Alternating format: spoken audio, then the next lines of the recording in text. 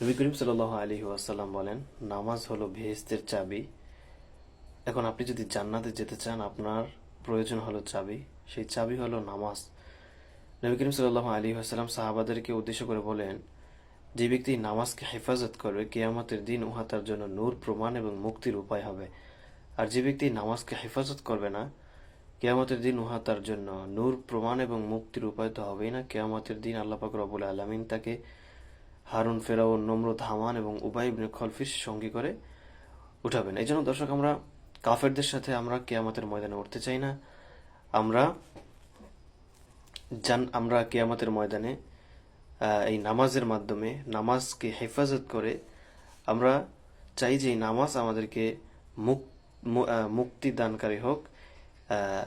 এই নামাজের মাধ্যমে আমরা জান্নাতে যেতে চাই। এই জন্য দর্শক, আমাদের কি করতে হবে? নামাজ পড়তে হবে।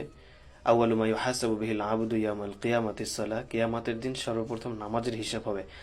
আর যার এই নামাজের হিসাবটা সঠিক হয়ে যাবে, তাহলে এটা সহজ হয়ে যাবে, পরবর্তী প্রশ্নগুলো তার সহজ হয়ে যাবে, আসান হয়ে যাবে। এই জন্য গুরুত্বপূর্ণ নামাজ। নামাজটা খুব গুরুত্বপূর্ণ একটা ইবাদত। আমরা সবাই নামাজ পড়বো, নিজে নামাজ পড়বো, অন্যকে নামাজের জন্য উদ্বুদ্ধ করব, তাকে নামাজের জন্য যাওয়ার জন্য তাকে বলবো। যার কাছে, যার সঙ্গে দেখা হবে, আমরা সকলকেই নামাজের আদেশ করব, নামাজে যাওয়ার জন্য বলবো।